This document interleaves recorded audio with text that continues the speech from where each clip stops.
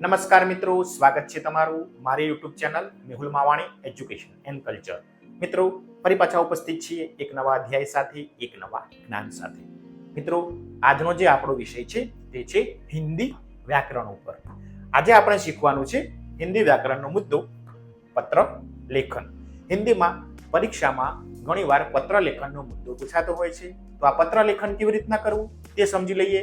મિત્રો, આમ તો પત્ર લેખનના ઘણા બધા પ્રકાર છે, પરંતુ આજે આપણે જે પત્ર લેખન શીખવાનું છે તે છે આશ્વાસન પત્ર, નિમંત્રણ પત્ર, બધાઈ પત્ર, આશ્વાસન પત્ર, પ્રશાસકીય પત્ર. આમ ઘણા બધા પ્રકારના પત્રો પૂછાતા હોય છે. તો તેમાંનો એક મુદ્દો છે આશ્વાસન પત્ર. તે આપણે આજે સમજીશું. યાદ રાખીશું, આપણે હિન્દીમાં પત્ર લેખન કરી રહ્યા છીએ. આપણે જે પત્ર લેખન કરી રહ્યા છીએ તે હિન્દીમાં. તો સૌપ્રથમ જોઈ લઈએ કે આપણે જે પત્ર લેખન કરી રહ્યા છીએ તેનો પ્રશ્ન મુદ્દો આપણને પરીક્ષામાં કેવી રીતના પૂછાય. તો એક મુદ્દો લીધો છે ખેલ મહાકુંભ આપણા ગુજરાતમાં રમાય છે.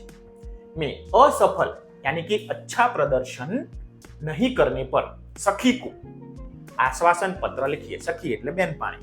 તો મિત્રો, અહીં આપણે સખીનો મુદ્દો લીધો છે, બહેનપાણીનો. તમારા મિત્રને લખવાનું થાય તો સખીની જગ્યાએ મિત્ર શબ્દ સંબોધી આપણે પત્ર લખી શકીએ. પરંતુ અહીં આપણે છોકરી પત્ર લખી રહી છે, એટલે કે બહેનપાણીને પોતાનો પત્ર લખી રહી છે, તે રીતના અહીં નમૂનો લીધેલો છે. તો શરૂ કરીએ પત્રને. તો મિત્રો, સૌ પ્રથમ આવશે પત્રમાં પત્ર લખનાર વ્યક્તિનું સરનામું. તો સરનામું આપણે આ રીતના લખી શકીએ. ફરીથી તમારું ધ્યાન દોરી દઉં, આપણે હિન્દીમાં પત્ર લખી રહ્યા છીએ, પરંતુ હજી આપણા મનમાં ઘણા પ્રશ્નો હશે કે પત્ર લખનાર વ્યક્તિનું સરનામું હોય તો પત્ર જેને મોકલવો છે જે વ્યક્તિને, તેના સરનામે પત્ર કેવી રીતના પહોંચે? તો મિત્રો, અત્યારે આપણે પત્ર કાગળમાં લખી રહ્યા છીએ, એટલે આપણે સૌપ્રથમ પત્ર લખનાર વ્યક્તિનું સરનામું આવે. પત્ર પૂરેપૂરો લખાઈ જાય ત્યારબાદ કાગળને વાળી અને આવા હિન્દીમાં કહેશું લિફાફા, અંગ્રેજીમાં કવર અને ગુજરાતીમાં પરપીડિયું, એમાં આ કાગળને મૂકી પછી અહીં જે વ્યક્તિને મોકલવાનું છે તે વ્યક્તિનું સરનામું લખી પોસ્ટમાં મૂકીશું. પોસ્ટ ઓફિસમાં ટપાલ પેટીમાં નાખી આવશું. પછી ટપાલી તેને લઈ અને આ કવર ઉપર લખેલા સરનામે પહોંચી જશે. પરંતુ અત્યારે મનમાં પ્રશ્ન હોય તો તેનું સમાધાન છે, આપણે આ કાગળ ઉપર પત્ર લખી રહ્યા છીએ, પછી તેને કવરમાં મૂકવાનો છે. તો મિત્રો, હિન્દીમાં પત્ર લખી રહ્યા છીએ તો યાદ રાખીશું સરનામું યાની કે પતા બાઈ ઓર ડાબી બાજુ આવશે. જ્યારે આ જ મુદ્દો ગુજરાતીમાં લખી રહ્યા હોઈએ ત્યારે સરનામું હંમેશા જમણી બાજુ આવશે. યાદ રાખીશું, હિન્દીમાં ડાબી બાજુ, ગુજરાતીમાં જમણી બાજુ. તો ભેજને વાલે કા પતા, સરનામું ક્રમમાં લખીશું. સૌપ્રથમ ઘર નંબર હોય તો અહીં ઘર નંબર છે C108. સરનામું છે સૌપ્રથમ ગલી અથવા સોસાયટી, તો રામજી મંદિર વાલી ગલી. હવે ગામ કે શહેર હોય તો અહીં ગાંવ છે તો ગાંવ રઘુનાથપુર. ત્યારબાદ તાલુકો, તો તાલુકાને હિન્દીમાં કહીશું તહસીલ, બાયડ, જિલ્લા અરવલ્લી, રાજ્ય ગુજરાત. તો આ રીતને ક્રમમાં લખીશું અને એકદમ સીધી લાઈનમાં તમામે તમામ વસ્તુઓ આવી જોઈએ, તમામે તમામ મુદ્દા આવવા જોઈએ. આ રીતના આડા અવળા ઝિગઝેગ મુદ્દા આવવા જોઈએ નહીં. સરનામું હંમેશા આ રીતના ક્રમશઃ લાઈનસર જ લખીશું. ગુજરાતીમાં પણ લખતા હોઈએ તો ક્રમશઃ સીધું સરનામું લખીશું. તો સૌપ્રથમ પહેલો મુદ્દો ભેજને વાલે કા પતા આ રીતના લખી દઈશું. તમે પણ પત્ર લખતા હોય તો તમારું સરનામું સૌપ્રથમ લખજો, તમે પત્ર લખતા હોય ત્યારે. ક્લિયર? આ જે સરનામું છે તે નમૂના રૂપ છે, તમે આ સરનામે પત્ર વ્યવહાર કરતા નહીં. આગળ વધીએ. હવે છે મિત્રો બીજો મુદ્દો દિનાંક ઓર સંબોધન, એટલે કે કઈ તારીખે પત્ર લખાયો છે અને આપણે પત્ર કોને લખી રહ્યા છીએ. તો જોતા જઈએ. તારીખ 10/6/2025. હવે આપણે અહીં આગળનો પ્રશ્ન જોયો. આપણે આપણી બહેનપાણી સખીને પત્ર લખી રહ્યા છીએ. તો પ્રિય સખી પ્રતિજ્ઞા, સપ્રેમ સ્મૃતિ, સ્મૃતિ એટલે યાદ. અહીં સખી એટલે કે બહેનપાણી આપણે જ ઉંમરની હોય એટલા માટે પ્રિય સખી એવું સંબોધન કરી શકીએ. જો આપણા કરતા મોટા હોય, વડીલ હોય તો આદરણીય, વંદનીય, દર્શનીય એ રીતનું સંબોધન આપણે કરી શકીએ. પરંતુ અહીં આપણો સમવડિયા છે, સમવયસ્ક છે, એટલા માટે આપણે મુદ્દો લીધો પ્રિય સખી. તો દિનાંક અને સંબોધન. હવે આપણે પત્ર લખવાની શરૂઆત કરી રહ્યા છીએ તો સીધું કારણ ઉપર આવી જશું નહીં. સૌપ્રથમ અભિવાદન કરીશું, મતલબ કે હાલ ચાલ પૂછીશું.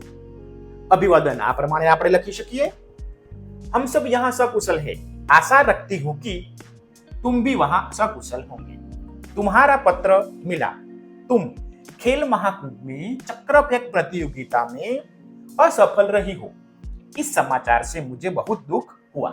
तो મિત્રો આ રીતે આપણે પત્ર લખવાની શરૂઆત કરી રહ્યા છીએ। સૌપ્રથમ ખબર અંતર પૂછ્યા, તેને આપણે કહીશું અભિવાદન। તો આ રીતના આપણે હિન્દીમાં અભિવાદન કરી શકીએ। હવે આગળ વધીએ। ત્યારબાદ હવે અગત્યનો મુદ્દો પત્ર लिखने का कारण। પાંચમો મુદ્દો પત્ર આપણે શા માટે લખી રહ્યા છીએ?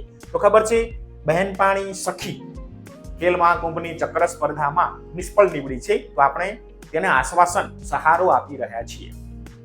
प्रिय सखी, खेल में हमेशा जीतना ही महत्वपूर्ण नहीं होता, इसलिए उसका शोक न करना चाहिए और इस असफलता से निराश भी न होना चाहिए। असफलता भी सफलता का सोपान है। सफलता उन्हीं के चरण चूमती है जो अपनी ध्येय प्राप्ति के मार्ग पर डटे रहते हैं। अब निराश या हतोत्साह होने से कोई फायदा नहीं है। मैं चाहती हूँ कि जब तुम दुगने उत्साह से अभ्यास करो तो अगले साल तुम्हें अवश्य सफलता मिलेगी और तुम अपने जिले में ही नहीं गुजरात में प्रथम आओगे। तो मित्रों, आ रीते આપણે આપણી બહેનપાણીને સખીને આશ્વાસન આપ્યું અને ઉત્સાહ પણ વધાર્યો કે આવતી સાલ ડબલ મહેનત કરજે જેથી તને સફળતા મળે। તો આ રીતના આપણે પત્ર લખવાનું મુખ્ય કારણ અહીં પૂરું કર્યું। તમે પણ આ રીતના પૂર્ણ કરી શકો। હવે પત્રના મુખ્ય કારણની જોડે જોડે બીજા કોઈ સમાચાર હોય તો તે પણ પૂછી લઈએ। અન્ય સમાચાર આપણે અભ્યાસ કરી રહ્યા છીએ, તો અન્ય સમાચાર પણ આપણા અભ્યાસને લગતા જ હોય। अपने अभ्यास में मनयोग से लग जाएंगे, तुम्हारे हस्ताक्षर में सुधार लाने का प्रयत्न कर रहे हो, यह बहुत ही अच्छी बात है। तो मित्रों, आ रीते આપણે અન્ય સમાચાર પણ પૂછી શકીએ। હવે છેલ્લે પત્ર આપણે પૂરો કરવા જઈ રહ્યા છીએ, એટલે કે સમાપ્તિ કરી રહ્યા છીએ। તો આપણે સમાપ્તિ કેવી રીતના કરવી પત્રમાં તે પણ જોઈ લઈએ।